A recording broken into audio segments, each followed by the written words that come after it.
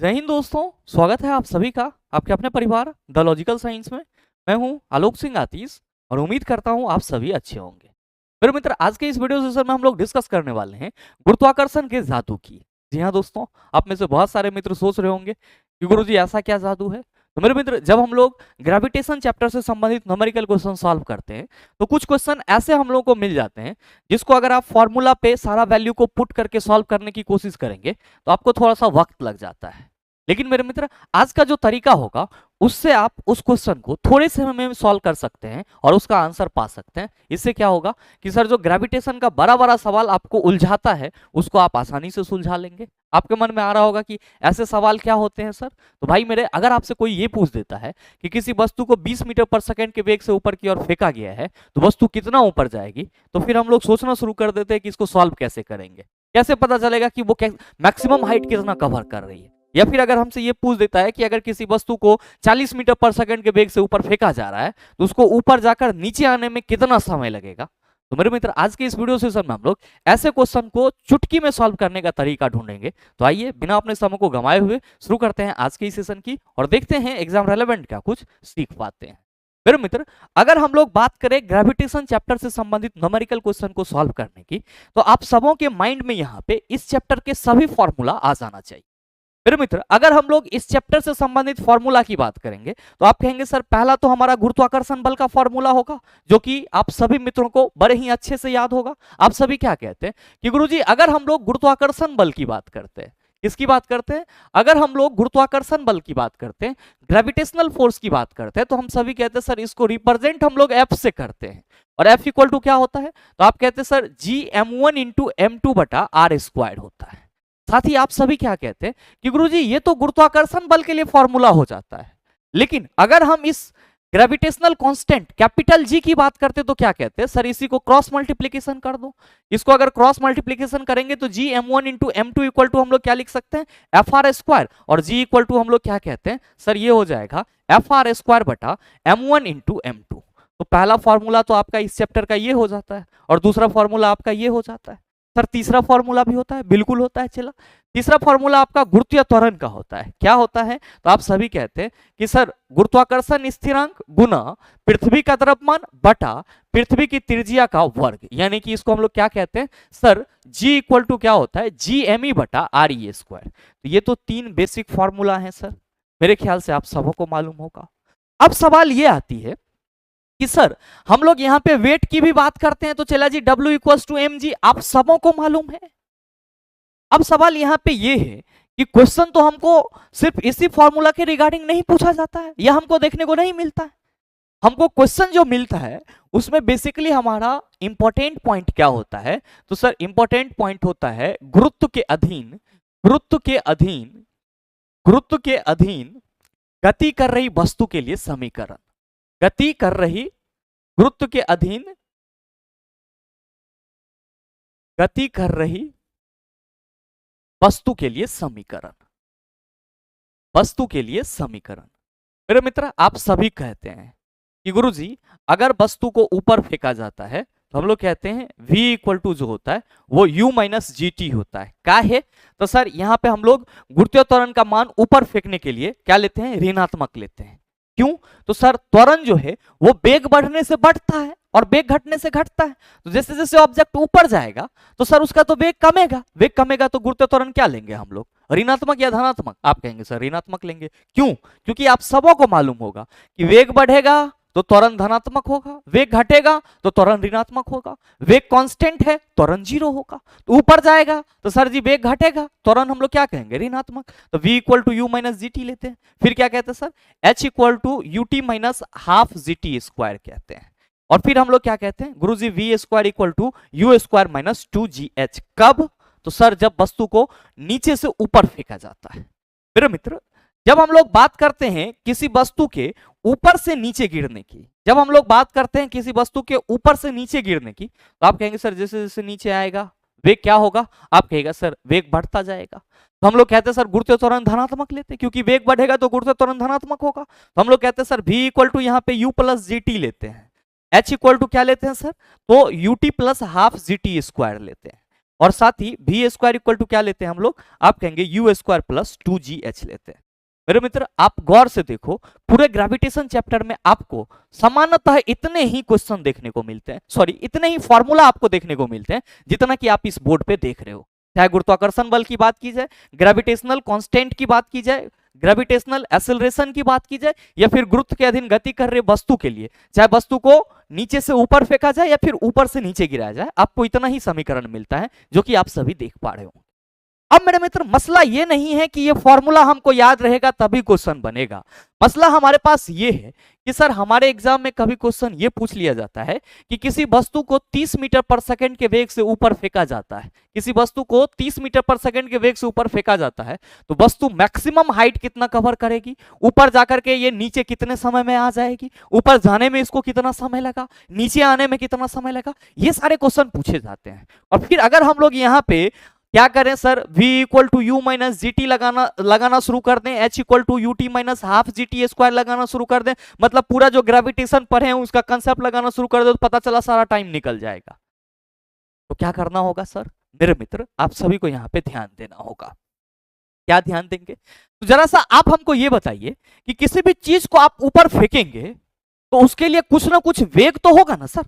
जैसे ही आप किसी चीज को ऊपर की ओर फेंकेंगे तो सर उस पर कुछ बल लगाएंगे, वेग परिवर्तित होगा। आप कहेंगे सर नीचे ऊपर फेंकने के लिए भी हमको कुछ ना कुछ वेग चाहिए ताकि वो ऊपर जा सके। तो मेरे मित्र हम आपको यहाँ पे क्या कह रहे हैं, हम आपको यहाँ पे ये कह रहे हैं कि मान लीजिए कि ये कोई ऑब्जेक्ट है और ये सर पृथ्वी तल है, और इसको आप क्या कर रहे हो सर, यू वेग से ऊपर की ओर फेंक रहे हो। इस ऑब्जेक्ट को आप किस वेग से ऊपर की ओर फेंक रहे हो चेला जी, यू वेग से ऊपर की ओर फेंक रहे हो। आप क्या कहोगे कि सर इसको अगर यू वेग से ऊपर फेंका जाएगा तो ये कुछ महत्तम ऊंचाई कवर करेगा, क्योंकि ये कुछ दूर तक ऊपर जाएगा और उसके बाद ये क्या होगा सर, नीचे गिरना शुरू कर देगा। तो आप कहेंगे सर जहां तक ये ऊपर जाएगा ना, जहां तक ये ऊपर जाएगा वो इसकी महत्तम ऊंचाई हो जाएगी। और चेला जी आप क्या कहेंगे कि सर जी महत्तम ऊंचाई पर लेकर जो वेग होगा वो 0 हो जाएगा, तभी ना वो फिर नीचे की ओर गिरेगा। आप कहिएगा बिल्कुल। तो ध्यान दीजिएगा, महत्तम ऊंचाई अगर ये है हमारा, तो यहाँ पे जैसे ही ये बॉल पहुंचेगा इसका वेग क्या हो जाएगा, 0 हो जाएगा। अब आप थोड़ा देर के लिए यहाँ पे ये एज्यूम कर लीजिए कि इसको नीचे से ऊपर जाने में कितना समय लग रहा है सर, टी समय लग रहा है। कितना समय लग रहा है, टी समय लग रहा है। और ध्यान दीजिएगा कि यहाँ पे चूंकि नीचे से ऊपर जा रहा है तो गुरुत्व त्वरण क्या होगा, आप कहेगा सर ऊपर जाएगा, वेग घटेगा, वेग घटेगा तो त्वरण ऋणात्मक होता है। मतलब सर हम गुरुत्व त्वरण जब भी लेंगे तो सर ऋणात्मक लेंगे। क्या कहेंगे, जब भी लेंगे ऋणात्मक लेंगे। अब आइए सर मेन पॉइंट पे, अगर आपसे कभी ये सवाल पूछ लिया जाए कि किसी वस्तु को फलाने वेग से, चिलाने वेग से या ढिमका वेग से ऊपर की ओर फेंका जाता है, तो इसके द्वारा ऊपर फेंकने में या इसको ऊपर फेंकने में कितना समय लगेगा, तो आपको बिल्कुल भी परेशान होने की जरूरत नहीं है, हमेशा ध्यान में रखेंगे। यहां पे मैं लिख दे रहा हूं सर पहला पॉइंट, क्या कि यू वेग, समझ जाइएगा कि प्रारंभिक वेग आप सबों को मालूम होगा, you represented initial velocity, v represented final velocity. In Hindi u को प्रारंभिक वेग और v को अंतिम वेग कहते हैं। हम यहाँ पे लिख देना चाहिए, नहीं तो तुम लोग कंफ्यूज ही आ जाओगे। u को क्या कहेंगे, प्रारंभिक वेग, और v को क्या कहोगे सर, आप कहोगे सर v हमारा अंतिम वेग है। तो केकरो फेंकेंगे चला ऊपर से तो प्रारंभिक वेग से ना, पहलू के वेग से, तो पहलू का वेग प्रारंभिक वेग। तो हम यहाँ पे ये कह रहे हैं कि u वेग से फेंके गए, u वेग से फेंके गए वस्तु को, u वेग से फेंके गए वस्तु को ऊपर जाने में लगा समय, u वेग से फेंके गए वस्तु को ऊपर जाने में लगा समय। चला जी ऊपर जाने में लगा समय, ऊपर कहां तक जाएगा, ऊपर कहां तक जाएगा ये बताइए, आप सोचिए अपने मन में। आप कहेंगे सर जहां तक होकर गति ले जाएगा, मतलब महत्तम में ऊंचाई न जाएगा चेला। तो ऊपर जाने मतलब समझ जाइए कि ये महत्तम ऊंचाई है। मतलब किसी वस्तु को अगर u वेग से सर नीचे से ऊपर फेंका जाएगा तो महत्तम ऊंचाई पर पहुंचने में उसको कितना समय लगेगा, ये चीज आपको बताना है। यहां से फेंके और ये यहां तक अगर महत्तम ऊंचाई, यहां तक इसको कितना समय लगेगा, ये चीज आपको बताना है। आप क्या कहिएगा कि सर जी चूंकि मैक्सिमम हाइट पर क्या होता है, तो आप कहेंगे कि सर मैक्सिमम हाइट पर भी हमारा 0 हो जाता है। मैक्सिमम हाइट पर भी हमारा क्या हो जाता है, 0 हो जाता है। और मेरे मित्र आप सबों को बखूबी मालूम है गति के पहले समीकरण से क्या होता है। आप कहते हैं sir v equal to u plus a t, जब रैखिक समीकरण की बात करते हैं तब ना, लेकिन यहां पे हम गुरुत्व के अधीन बात कर रहे हैं।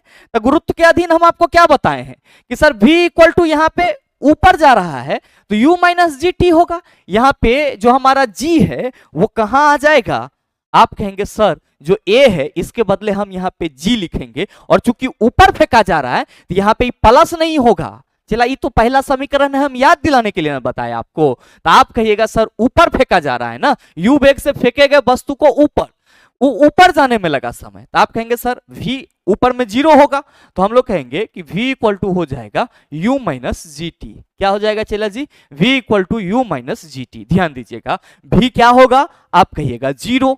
अच्छा ध्यान दीजिएगा u वेग से आप फेंक ही रहे हैं तो u तो आपका रहेगा, तो 0 equal to u minus g t. इस u को इधर ले आइए चला जी और माइनस जी टी कर दीजिए, ये माइनस इसके साथ कैंसिल, t इक्वल टू क्या हो जाएगा u बटा g हो जाएगा। अब देखिए, अब अगर हम आपको ये कह दें कि किसी वस्तु को 30 मीटर पर सेकंड के वेग से ऊपर फेंका जाता है, किसी वस्तु को 30 मीटर पर सेकंड के वेग से ऊपर फेंका जाता है, तो वस्तु को महत्तम ऊंचाई पर पहुंचने में कितना समय लगेगा। आप झट से कहिएगा सर ये जो निकाले हैं महत्तम ऊंचाई पर पहुंचने में समय लगा है, तो हम लोग कहेंगे सर u तो हमारा 30 मीटर पर सेकंड है, तो t इक्वल टू क्या हो जाएगा, आप कहिएगा u बटा जी, क्योंकि t इक्वल टू u बटा जी, और u कितना है 30 और g कितना हो जाएगा, तो आप कहिएगा सर पृथ्वी तल पर जो g का वैल्यू परमाणिक है वो 9.8 मीटर पर सेकेंड स्क्वायर है। लेकिन हम लोग अपने सुविधा के लिए या चीजों को समझने के लिए क्या करते हैं सर 10 मान के भी बना लेते हैं, तो हम लोग g का वैल्यू यहाँ पे चला 10 ले लेते हैं, सुविधा के लिए समझ जाएंगे तो फिर हम लोग गुना भाग जोड़ तो करते रहेंगे।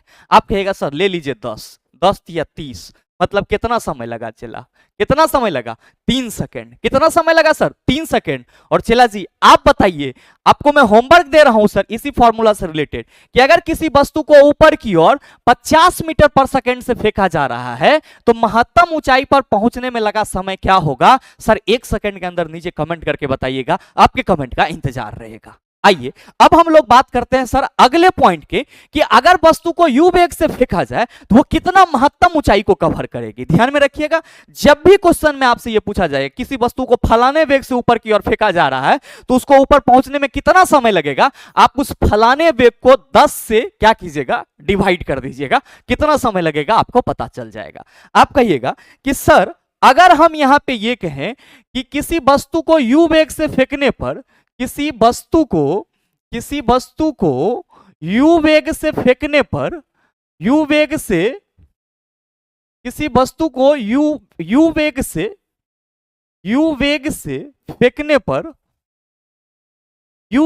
फेंकने पर महत्तम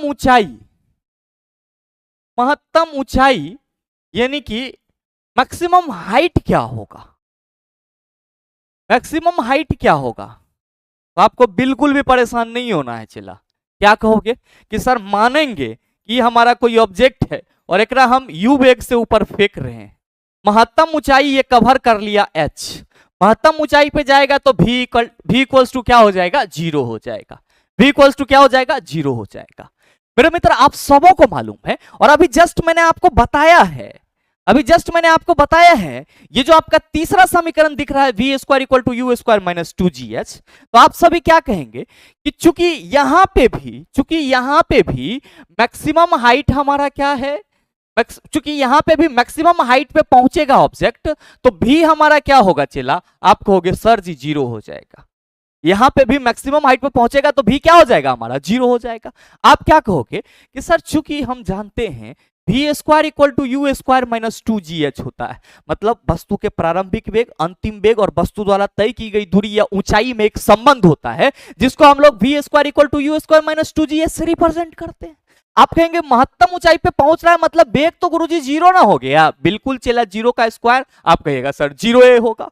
अब आइए u स्क्वायर माइनस 2gh, चला जी इस u स्क्वायर को इधर ले आइए माइनस 2gh, आप कहेंगे इसको कैंसिल कर दीजिए और सर यहाँ पे h equal to u square बटा 2g लिख दीजिए। मेरे मित्र यही तो आपका फॉर्मूला हो गया। यही तो आपका फॉर्मूला हो गया कि अगर किसी वस्तु को u वेग से ऊपर फेंका जाए तो उसके द्वारा महत्तम ऊंचाई कितना कवर की जाएगी सर, u स्क्वायर बटा 2g कवर की जाएगी। अब अगर आपसे सवाल यह पूछा जाए कि किसी वस्तु को सर आपको कहा जाए कि किसी वस्तु को प्रारंभ, फिर मैं व्हाइट ले रहा हूं, चला यहां पे हमको कोई और कलर लेना है। किसी वस्तु को प्रारंभिक वेग 80 मीटर पर सेकंड के वेग से ऊपर की ओर फेंका जाए, किसी वस्तु को सर 80 मीटर पर सेकंड के प्रारंभिक वेग से ऊपर की ओर फेंका जाए तो वस्तु द्वारा महत्तम ऊंचाई कितना कवर की जाएगी? आप कहेंगे सर जी h इक्वल टू आप बताए हैं u स्क्वायर बटा 2g, जी का वैल्यू तो 10 से लेना है सर, काहे कि हमको अपना सॉल्व करके देखना है, सीखना है, बाद में 9.82 लेके सॉल्व कर लीजिएगा, बतवा बराबर है। तो आप कहिएगा सर u स्क्वायर, u हमारा 80 है तो 80 गुना 80 अब बटा 2 इंटू 10, ये जीरो इसके साथ कैंसिल, 2 4 जा सर 8, 8 चौका 32, यानी कि वस्तु की ऊंचाई कितनी है सर महत्तम? कहेंगे सर 320 मीटर। मतलब ये हुआ कि अगर वस्तु को 80 मीटर पर सेकंड के वेग से ऊपर फेंका जाएगा तो वस्तु 320 मीटर की ऊंचाई को कवर करेगी। मेरे मित्र आपके लिए होमवर्क क्वेश्चन है, जरा सा आप हमको सॉल्व करके ये बताइए कि अगर किसी वस्तु को ऊपर की ओर 64.5 मीटर पर सेकंड के वेग से फेंका जा रहा है, अगर किसी वस्तु को ऊपर की ओर 64.5 मीटर पर सेकंड के वेग से फेंका जा रहा है तो वस्तु द्वारा महत्तम ऊंचाई कितना कवर की जाएगी? ये आपका होमवर्क है। क्या होगा आंसर सर? वीडियो पॉज करके नीचे कमेंट करके जरूर बताइएगा।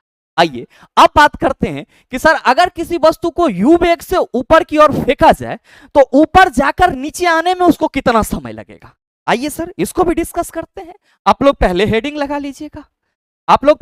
लगा लीजिएगा कि u वेग से फेंकी गई वस्तु द्वारा u वेग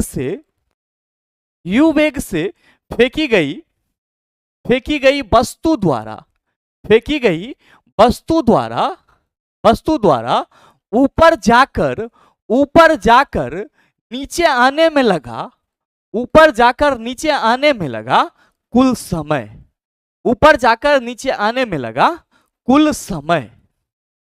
आप कहेंगे सर ये तो बड़ा समस्या वाला बात है, ये कैसे सॉल्व होगा? फिर मित्र आसानी से सॉल्व होगा, डरने की तो जरूरत ही नहीं है आपको। आप क्या कहोगे कि गुरुजी हम फिर कहेंगे क्या कि मान लीजिए कि है ही हमार गेंद है कोई, एकरा हम क्या कर रहे हैं यू वेग से ऊपर फेंक रहे हैं। आप कहिएगा सर महत्तम ऊंचाई जरूर कवर करेगा। कहां जाएगा सर? महत्तम ऊंचाई जरूर कवर करेगा। मान लेते हैं सर ये महत्तम ऊंचाई हमारा h है। कितना है सर? महत्तम ऊंचाई h है। अच्छा जैसे ही महत्तम ऊंचाई पे पहुंचेगा सर एक भी 0 हो जाएगा और चला भी ऊपर में 0 होगा तो आप कहिएगा सर ये तो नीचे गिरना शुरू कर देगा। क्या होगा सर? नीचे गिरना शुरू कर देगा। आप जरा सा हमको ये बताइए कि वस्तु यहां पे कितना विस्थापन कवर कर रही है। आप कहेंगे सर विस्थापन की बात क्या कर रहे हैं, ऊंचाई की बात कीजिएगा। मेरे मित्र ध्यान दीजिएगा कि यहां पे ऊंचाई विस्थापन ही है। कैसे? तो आप क्या कहते हैं कि सर विस्थापन को रिप्रेजेंट करने के लिए डायरेक्शन की जरूरत होती है। तो चला जी आप यहाँ पे वस्तु को ऊपर की ओर फेंक रहे हैं तो डायरेक्शन ना है ऊपर की ओर, और फिर वस्तु नीचे गिर रहा है तो डायरेक्शन ना है नीचे की ओर। आप कहेंगे सर यहाँ पे तो डायरेक्शन है, मतलब यहाँ पे जो ऊंचाई होगा वो एक्चुअली में विस्थापन है। बिल्कुल, और आपको यही कंसेप्ट चाहिए सर। आप कहेंगे कि सर आपने हमको बताया है किसी वीडियो में कि अगर कोई वस्तु किसी प्रारंभिक बिंदु से चल करके पुनः उसी प्रारंभिक बिंदु पे आ जाती है तो उसके द्वारा तय किया गया टोटल विस्थापन तो 0 होता है। मेरे मित्र आपको तो याद है सारा चीज, आप घबरा काहे रहे हैं? आप कहेंगे सर यू वेग से फेंके महत्तम ऊंचाई पे पहुंचा और फिर वहां से रिटर्न आ गया। फिजिक्स के दृष्टिकोण में यहाँ पे इसके द्वारा तय किया गया टोटल विस्थापन यानी कि टोटल एच कितना है। आप कहेगा सर फिजिक्स के दृष्टिकोण से यहाँ पे टोटल एच हमारा 0 है। आपका काम खत्म है चला। आप क्या कहोगे कि सर हम सबों को मालूम है कि चूंकि h equal to ut minus क्या होता है तो sir half g t square क्या है, तो वस्तु को ऊपर न फेंका जा रहा है। चला जी ध्यान दीजिएगा जब कह रहे हैं कि h equal to u t minus half g t square होता है और यहां पे आप जब वस्तु को u वेग से ऊपर फेंक रहे हैं और वो नीचे आ रहा है तो सर u वेग से ऊपर फेंक कर ऊपर ऊपर जाकर नीचे आने में, ऊपर जाकर नीचे आने में जो कुल ऊंचाई है वो क्या होगा? यू वेग से ऊपर फेंके जाने पर, ऊपर यू वेग से ऊपर फेंके जाने पर, ऊपर फेंके जाने पर, सॉरी थोड़ा सा अटपटा लिख दिए हम लैंग्वेज, यहां पे ये होगा कि यू वेग से, चूंकि यू वेग से ऊपर जाकर नीचे आने में, ऊपर जाकर नीचे आने में कुल ऊंचाई, ठीक है, जिसको आप किस सेंस में जोड़ेंगे? विस्थापन के सेंस में जोड़ेंगे। क्या कहिएगा? यू वेग से ऊपर जाकर नीचे आने में जो कुल ऊंचाई कवर की जाएगी, यानी कि जो विस्थापन होगी वो क्या होगा? सर जी 0। तो हम लोग कहेंगे सर यहां पे h के जगह 0 रख दीजिए, ut minus half GT square रख दीजिए। क्या कहिएगा कि सर जी माइनस ut इधर हो जाएगा, इधर माइनस हाफ GT स्क्वायर। आप कहिएगा ये माइनस ये माइनस और ये माइनस कैंसिल, फिर कहेंगे आप कि ut इक्वल टू सर हो जाएगा हाफ GT स्क्वायर। चला जी ये स्क्वायर को ये t कैंसिल नहीं कर देगा।